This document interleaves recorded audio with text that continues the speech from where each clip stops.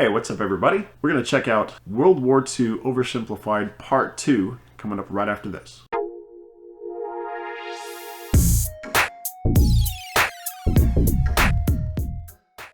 Alright. First things first, I want to say welcome back to any returning subscribers. You guys are helping me build an awesome channel and I really appreciate that, so thank you. Love you guys. Okay, we're following up with Part 2 of World War II Oversimplified. I am an immediate fan of this channel. These things are great. They're educational, but not super detailed, so it's like a good entry point to this information. But it's also funny. Like, these things are entertaining, so it keeps you hooked. So we're definitely going to check out a few of these. I'm going to leave links to the original videos in the description so you can always find those, because these could really serve as a handy class helper. So if you're a teacher or something like that, these are great. All right, so here we go with World War II Oversimplified Part 2.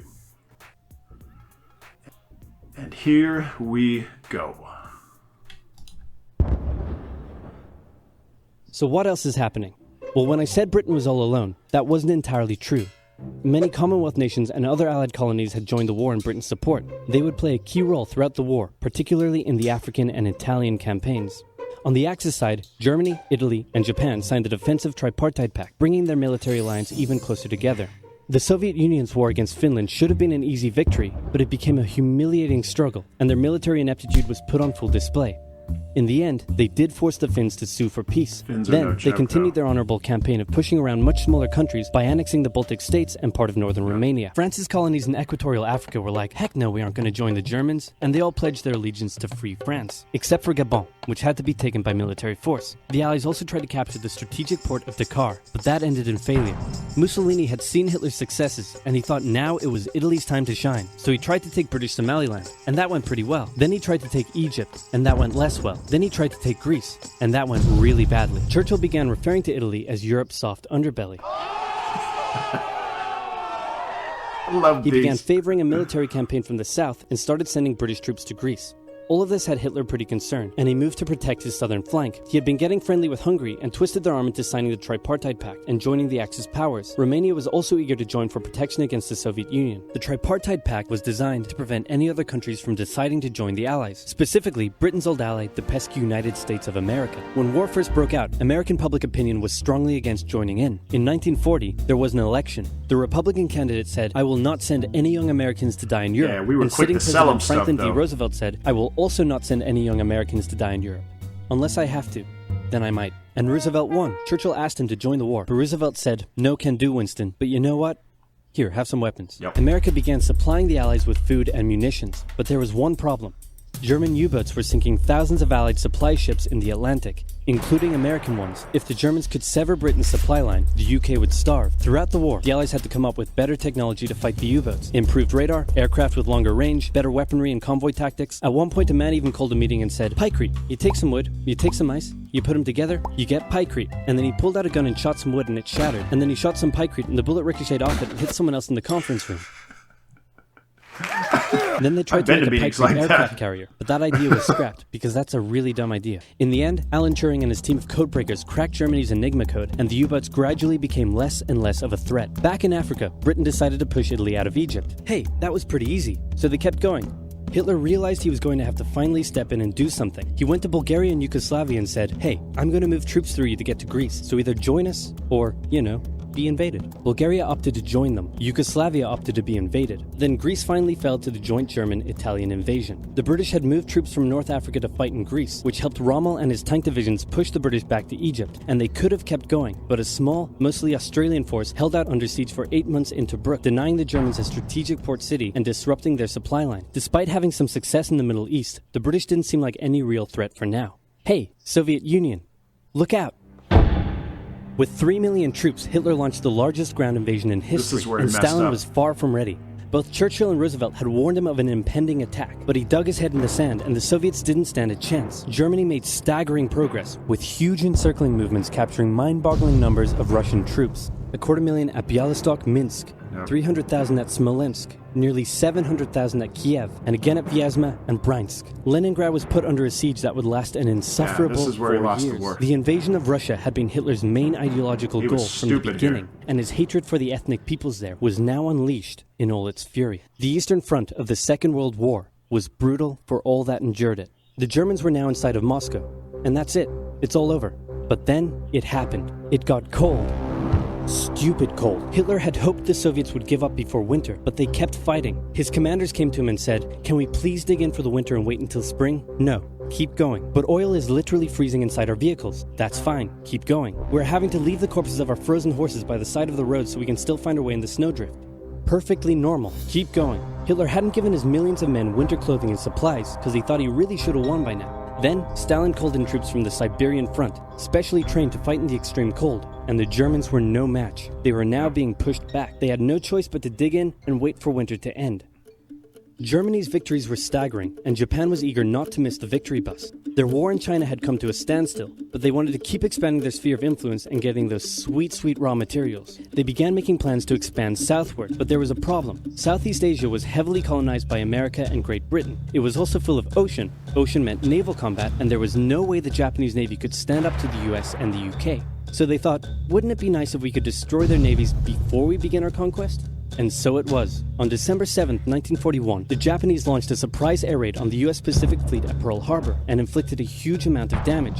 They also attacked British colonies in Southeast Asia. Roosevelt had no choice but to declare war on Japan, and so did Churchill. Hitler then declared war on America, even though he totally didn't have to. The attack on Pearl Harbor seemed like a big Japanese victory, but they didn't attack any of the naval repair yards, fuel storage tanks, or the submarine base, meaning the Pacific Fleet would be up and running again pretty soon. In the meantime, though, the Japanese were able to begin their conquest. They took Guam, the Gilbert Islands, Wake Island, Hong Kong, and the Philippines. They forced Thailand to join them so they could march their troops through to Malaya. They swept through Singapore, North Borneo, the East Indies, New Guinea, the Solomons, and they were now threatening northern Australia and the borders of India. Japan's victory had been as staggering as the Germans, and it reinforced the Japanese idea that this was a divine war which they were destined to win. But their victories had been based on speed, not power, and power would eventually catch up with them. For now, though, in all occupied nations, the people suffered. Persecution, forced labor, harsh punishments for any who spoke out against their occupiers. In Europe, the Nazis were rounding up ethnic minorities and other unwanted groups and individuals. In particular, millions of Jewish people would suffer through the terrible events of the Holocaust. Brave resistance movements rose up in defiance of their invaders, while the people held out for hope. And hope was coming.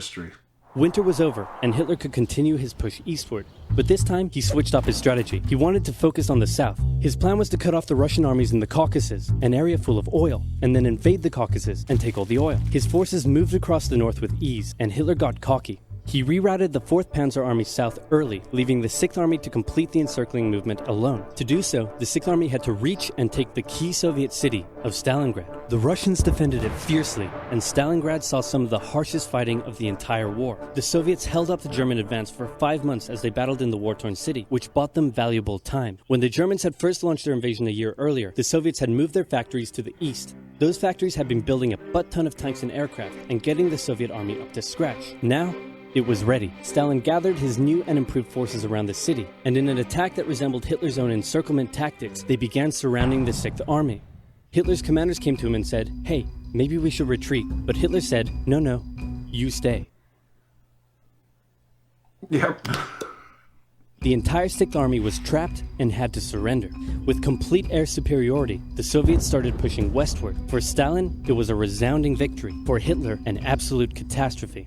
Things also weren't looking too good for Hitler elsewhere. With America now in the war, Allied bombing over German cities reached devastating levels. In Africa, the British had pushed Rommel back again. Then they were pushed back again, and finally, after a decisive battle at El Alamein, and with American and British troops arriving in the west, the Germans and Italians were squeezed out of Africa. Japan was also already seeing its rapid success being turned around. They attempted to take the island of Midway, but the US Navy was ready for the attack, and they sank Japan's carrier. Actually, they sank a lot of them. It was a battle from which the Japanese Navy would never recover. British, Indian, and Chinese troops held the line in the harsh jungle terrain of Burma, and the Japanese suffered losses in the Solomon Islands and New Guinea. They began to realize they were not invincible. With the Axis out of Africa, the Allies had to decide their next move. Churchill still wanted to attack from the south, while the Americans preferred a full sea invasion in northern France. "All right," said the Americans, "we'll do it your way." Allied forces successfully landed in Sicily and began moving north. They also carried out bombing raids over Rome. The thing was, many of the people in Sicily had relatives living in America, and they greeted the American troops quite warmly. With the war reaching home territory, most Italians just weren't that into it, and Mussolini was suddenly very unpopular. He was voted out by his own fascist Grand Council and was toppled from power. Italy immediately began negotiations for surrender. Hitler wasn't surprised and had already sent reinforcements southward. In an operation he ironically called Operation Axis, German troops quickly disarmed Italian troops in the north. The Allies continued fighting the Germans up through Italy, but then winter set in, meaning mud, and everything slowed to a halt. "All right," said the Americans, "let's do it our way as well." Germany had made itself a lot of enemies, and millions of Allied troops had been gathering in England as factories worked around the clock producing the war material needed for a super crazy massive the likes of which the world has never seen before invasion of Europe. The Germans knew an Allied invasion would come, but they didn't know where it would land. Thanks to Allied deception tactics, they thought there was a pretty good chance it would come at Calais, but the Allies were really going to land in Normandy because it was less fortified and the beaches were nicer. Under the careful planning of General Dwight D. Eisenhower, the invasion that had been long in the making was just about ready to go. Just one thing was preventing the launch: the British weather. For a short while, everyone sat around waiting for a decent day, and then it came. On the night of June 5th, over 1,000 bombers took off and raided coastline defenses, while paratroopers were dropped inland in a bit of a chaotic operation, tasked with sabotaging defenses and capturing key bridges to stop any German reinforcements from reaching the beaches. Early the next morning, the barrage came, as Allied ships fired a huge number of shells at the German fortifications, and then the landings. The Americans at Utah and Omaha, the British at Golden Sword, and the Canadians at Juneau. It was a tremendous struggle with a great loss of life, particularly at Omaha, but the Allied troops captured the beaches and the landings were a success. Then they began their movements inland. They took the port of Cherbourg and the city of Caen. The Americans moved south to capture Brittany. Then, in a massive disaster for the Germans, British and Canadian troops from the north and Americans from the south trapped the German 7th Army in a near wipeout encircling movement. In August, Allied troops landed in the south of France to little resistance. On one beach, all they found was a Frenchman handing out champagne. Paris was liberated, and the Germans were pushed out of France as the Allies entered Belgium. In the Far East, the Allies started to push the Japanese out of Burma, as the Americans launched a two-pronged offensive in the Pacific. In the south, General MacArthur led the push to liberate the Philippines, while General Nimitz oversaw the brutal island-hopping campaign. American forces had to make hard-fought landing after hard-fought landing on fiercely defended small islands as they moved steadily towards the Japanese mainland. The Japanese believed that the greatest thing a person could do was to die in battle, and the most dishonorable act was to surrender. As a result, they fought ferociously to the very end, and the closer the Americans got to the mainland, the more ferocious the resistance became. In February 1945, the Americans captured the island of Iwo Jima, and an intense firebombing campaign of Japan's wooden cities began. The Allies suffered some setbacks trying to liberate the Netherlands, but they were making progress and were now threatening the industrial heartland of Germany. Hitler's health, both mentally and physically, was rapidly deteriorating. Things were looking bad, and he was desperate. He said, "We need to turn this thing around, and I have just the trick. Remember a few years back when we blitzkrieged through the Ardennes and trapped the Allied forces in Belgium? Well, I'm going to do the exact same thing. Again." He gathered his forces and tried to pound them through the Ardennes. He used up the remainder of Germany's strength and resources, and he managed to create quite a nice bulge. He also trapped some American forces in the Belgian town of Bastogne. The Germans sent the trapped Americans a message saying surrender or be annihilated. When it was read out to the commanding officer, he said, "They want to surrender? No, sir, they want us to surrender." Nuts! And that's what they sent off as their official reply. General Patton's Third Army then managed to break the siege from the southwest, and the Germans were pushed back. Hitler's last-ditch attempt had failed, and what followed was a total collapse of the German forces. The Allies pushed into Germany from both sides. The Soviet Union took Warsaw and kept pushing to Berlin. In his bunker, Hitler realized all hope was lost. Berlin fell, and with it, Hitler's dreams of a great German empire. Two of the Axis nations had been knocked out, one to go. The Americans began their assault on Okinawa, the last island before they would reach the Japanese mainland. The desperate Japanese fought hard, launching kamikaze attacks on the US ships. The citizens of Okinawa suffered through the terrible fighting, but in 2 months, the island was captured. The Allies now had to make a choice. Either continue the devastating struggle up the Japanese mainland, or they could try to coerce the Japanese into surrendering now. In July, the first successful atomic bomb test took place in New Mexico, and the destructive weapon was ready for use. America and the UK were also seeing the Soviet Union not so much liberating as occupying its captured territories, and so they wanted to put on a show of force. On August 6th, the A-bomb fell on Hiroshima. Then, on the 9th, Nagasaki. The cities were reduced to rubble, and for the people living there, it was a terrible fate. But for the Allies, it achieved their main aim. In September, the Emperor announced Japan's surrender, saying the war situation has developed not necessarily to Japan's advantage. After 6 years, war was finally over. The Allies occupied Japan for 8 years. The Emperor was allowed to keep his position, but General MacArthur made sure this picture was printed in the Japanese press to display to the Japanese people that their Emperor was not the divine, powerful being they had believed. Germany was divided between America, the UK, France, and the Soviet Union. In 1949, the Allied sectors were united into West Germany. The Second World War had been more terrible and destructive than the first. In its aftermath, two major superpowers with two very different ideologies had come out victorious, and the tension between the two of them would create a new kind of war. A very, very cold one. All right, that was fantastic. Once again, I'm going to rave here for a second. I love these videos. I am an instant fan of these videos. I think as far as the content of the videos themselves, the big thing that people can lose sight of here is that this all happened in the 1940s, which might seem like an eternity ago, but in reality, it was only about 80 years ago. We're not talking much. 75, 80 years, that sort of thing can happen pretty quickly again. The loss of life was unthinkable. You know, when you talk about 80 million people or 100 million people or something like that, you're talking about major percentages of populations, and it wasn't as long ago as people really feel like it was. Also, thank goodness that Hitler was a combination of arrogant and not as good as he thought he was. There were several places along the way through this where if he'd have played it a little bit differently, he would have turned the tide, or else the tide would not have been turned against him.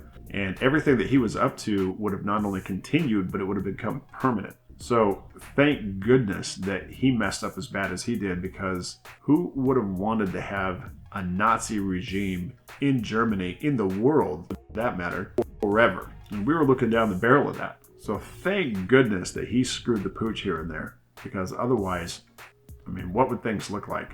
It's almost unthinkable. But anyhow, I'm definitely going to be checking out a lot more of these videos. I'm an instant fan of this whole channel. The link to the original video is always going to be in the description, so you can go check them out, support that channel, subscribe, because these are awesome. I can't say enough about how cool these videos are. All right, I'm definitely checking out more of these in addition to all the other things that we got going on as far as reaction videos go. More of those coming up soon, so be sure to subscribe, hit that notify bell so you don't miss out on any of those. If you have ideas for videos that we should check out, leave those in the comments. And as always, keep an eye out for more coming up. And thanks so much for watching.